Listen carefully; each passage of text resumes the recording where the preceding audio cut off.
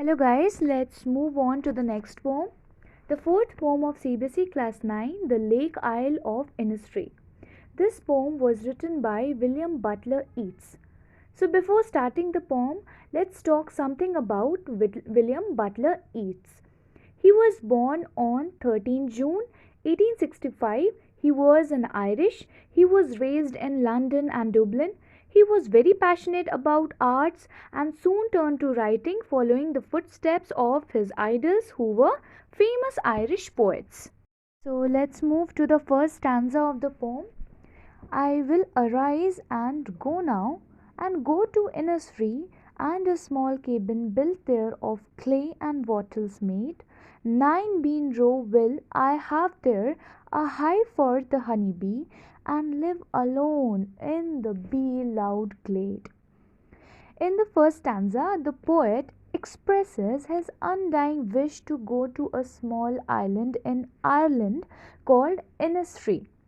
Now, this line tells us about poet's fondness for his motherland, where he wants to build a cabin.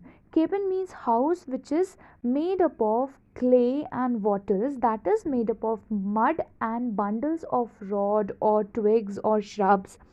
Here, the poet wants to live alone. Why?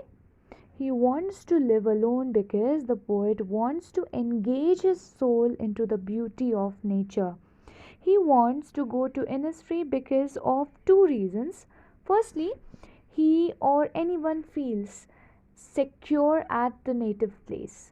We feel that warmth and relaxation when we are at home, right? So, the poet also wants to attain solitude and be worry free for some time. Secondly, the poet was an Irish and was raised in London, where Irish people were a minority. Irish people were comparatively poor, due to which they were marginalized in London.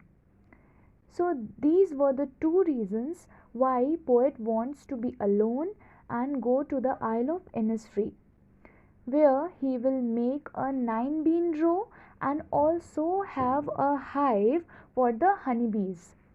This line signifies that the poet aspires a simple life.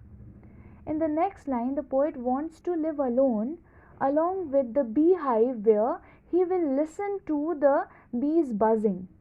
The last line depicts poet to be a true nature lover, where away from the world of cars and buildings, he only aspires to be alone and listen to the bees buzzing.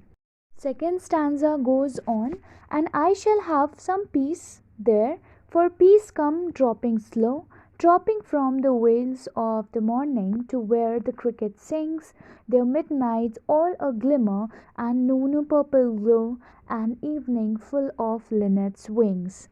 In this stanza, Yeats correlates between peace and the island of Innisfree.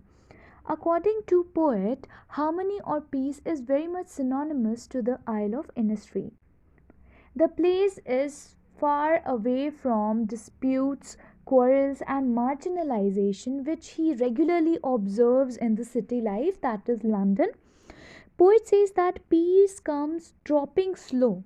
This line indicates that peace of mind can be slowly acquired from the natural surrounding when we surrender our soul into the arms of nature and embrace the greenery.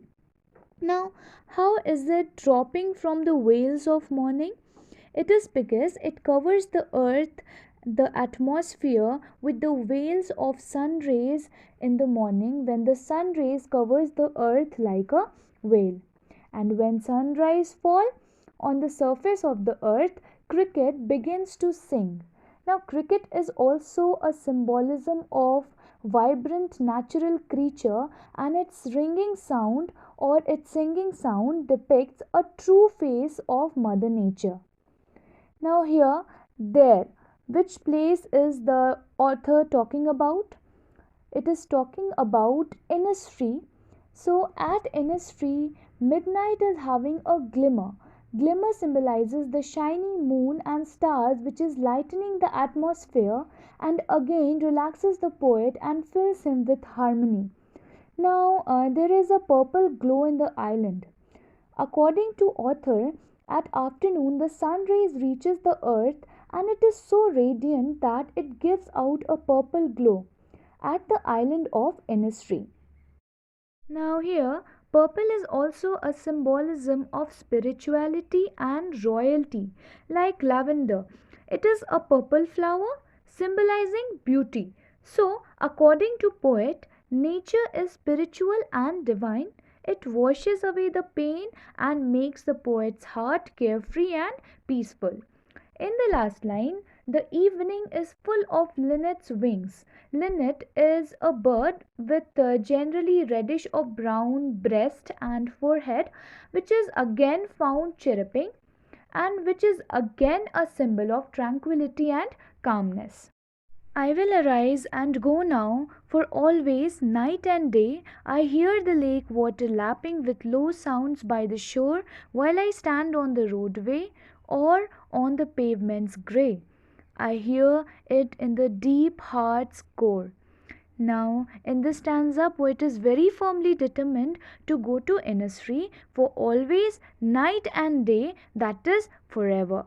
Because he hears the lake water of Innisfree lapping or striking with low sounds by the shore in his dreams and imaginations, as if the island is inviting him or calling him while he stands on the roadways or on the grey pavements. He listens to the shore, its striking water, the linnets chirping, the bees buzzing from the innermost part of the heart, and he is very much willing to go to the island of Innisfree. So, if you love English and like the explanation of our video, then don't forget to subscribe to our YouTube channel, Zeal for Literature.